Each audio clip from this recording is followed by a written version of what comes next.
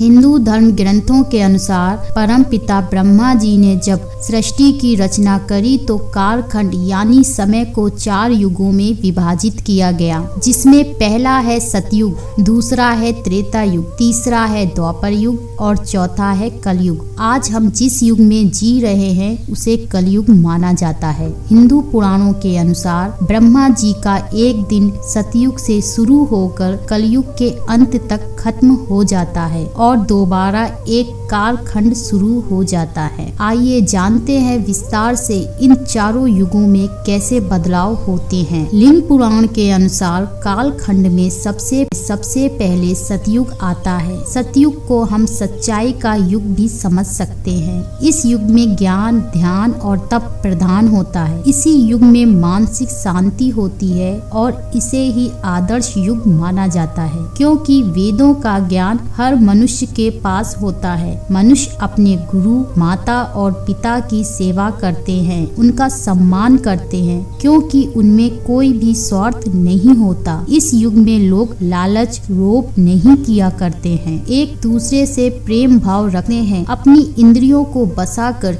किसी का बुरा या पाप नहीं किया करते और मनुष्य अपने कर्मों को धर्म और नीति के अनुसार ही किया करते हैं। इस युग के किसी भी मनुष्य को कोई बीमारी नहीं होती, क्योंकि वह ज्ञान की सहायता से अपने मन और इंद्रियों को काबू में रखता है। पुराणों की माने तो सतयुग की काल अवधि 17,28,000 वर्ष बताई जाती है। इस युग में मनुष्य की लंबाई 32 फुट होती है और इसकी आयु 10,000 वर्ष से लेकर 1,00,000 साल तक होती है। इस युग में कोई एक दूसरे से झूठ, लड़ाई या द्वेष जैसी भावना नहीं रखते। जिस तरह कालखंड 4 युगों में विभाजित है, इसी प्रकार धर्मों के विचार स्तंभ हैं। ये स्तंभ कुछ इस प्रकार: पहला तप, दूसरा सच्चाई, तीसरा शुद्धि और चौथा है दया। जैसे ही युग बदलता है, एक एक करके स्तंभ कम होते जाते हैं। इसी के साथ सतयुग में पहला स्तंभ तप यानी घट जाता है और एक नए युग की शुरुआत होती है, जिसे दूसरा यानी त्रेता युग कहा जाता है और इसे रजत युग भी कहा जाता है, यानी सिरवरी यानी इसी गुण में ज्ञान बांटना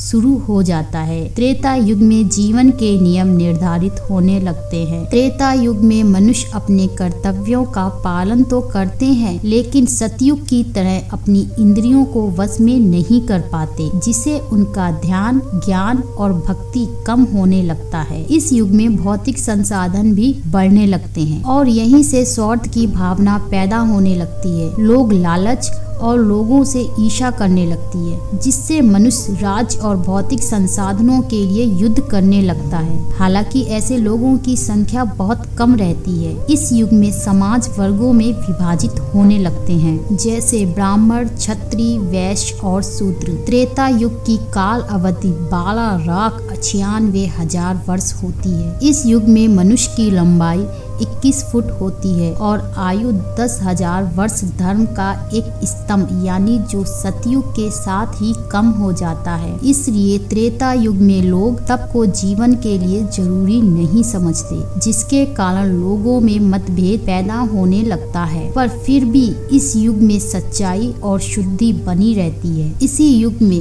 विष्णु भगवान के श्री राम अवतार को आदर्श पुरुष माना जाता है, क्योंकि वह धर्म के 3 स्तंभ यानी सच्चाई, शुद्धि और दया की मर्यादा बनाए हुए थे। त्रेता युग के साथ धर्म का एक और स्तंभ कम होने लगता है, यानी शुद्धि, जिसके बाद द्वापर युग की शुरुआत होती है। लिंग पुराण के अनुसार मनुष्य अपने कर्तव्यों से दूर होने लगता है और उसमें स्वार्थ बढ़ने लगता है। भौतिक संसाधनों को पाने के लिए धर्म करने लगता है और धर्म के मार्ग को त्याग देता है। जैसे जैसे समय आगे बढ़ता है, वैसे ही मनुष्य काम, क्रोध और मोह जैसी अवगुणों से ग्रसित होने लगता है। इस युग में मनुष्य को कर्म से नहीं, जन्म से जाना जाता है, यानी लोगों में भेदभाव उत्पन्न होने लगते हैं। जहाँ ब्राह्मण को वेद और शास्त्र का ज्ञान लेने की अनुमति होती है, वहीं दूसरी तरफ शूद्रों को वेद और शास्त्रों का ज्ञान लेना वर्जित होता है। समाज विभिन्न जातियों में बढ़ जाता है।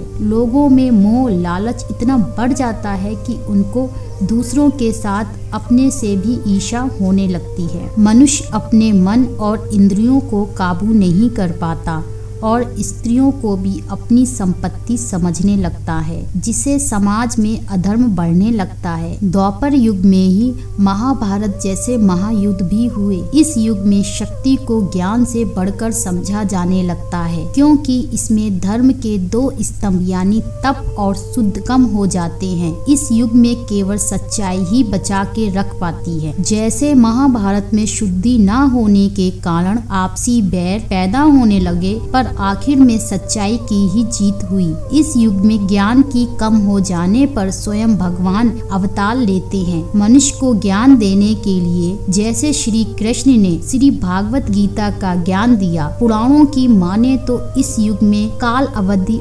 8,64,000 वर्ष होती है और इसमें मनुष्य की लंबाई 11 फीट और आयु 1000 वर्ष तक की होती है। यहीं से मनुष्य खुद को नियंत्रित नहीं कर पाता, जिसके कारण उसके शरीर में नई नई बीमारियां पैदा होने लगती है। लोग सुख सुविधा के लिए लड़ने लगते हैं, जिसके बाद सच्चाई का भी अंत होने लगता है और शुरू होता है इस कालखंड का सबसे भयानक युग, जिसमें ना तो तप रहता है, ना शुद्ध और ना ही कोई सच्चाई रहती है। अगर सिर्फ रहता है तो एक स्तंभ, वो है केवल दया। कलयुग के मनुष्यों में काम, शरीर और द्वंद्व बढ़ने लगता है।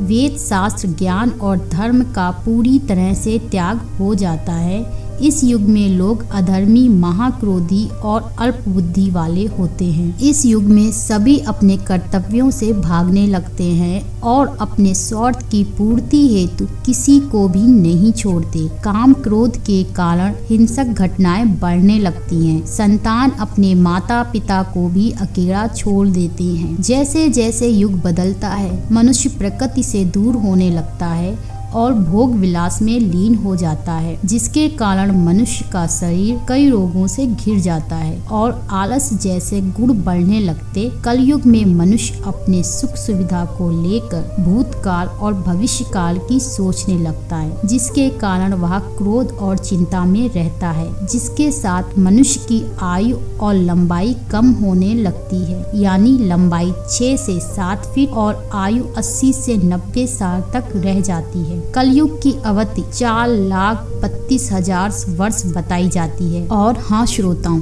एक बात बहुत ध्यान से सुनिएगा। वैसे तो कलयुग को श्रापित युग भी कहा जाता है, लेकिन फिर भी इस युग में सिर्फ एक दिन किया हुआ धर्म का कार्य सतयुग के 10 वर्ष, त्रेता में 1 वर्ष और द्वापर में 1 माह के बराबर होता है। और इस कलयुग में हरि का सिर्फ नाम मात्र लेने से मनुष्य को मुक्ति मिल जाती है। समय के साथ कलयुग में और भी भयंकर घटनाएं होने लगती हैं, जिसके कारण मनुष्य में इंसानियत भी खत्म हो जाती है, जिसके बाद विनाश होता है और फिर एक बार एक नए काल चक्र की शुरुआत होती है, जिसमें फिर से एक नए सतयुग की शुरुआत होती है। आपको ये युगों की कथा कैसी लगी कमेंट में लिखकर जरूर बताना और चैनल को सब्सक्राइब और वीडियो को लाइक करना। जब तक के लिए राधे राधे।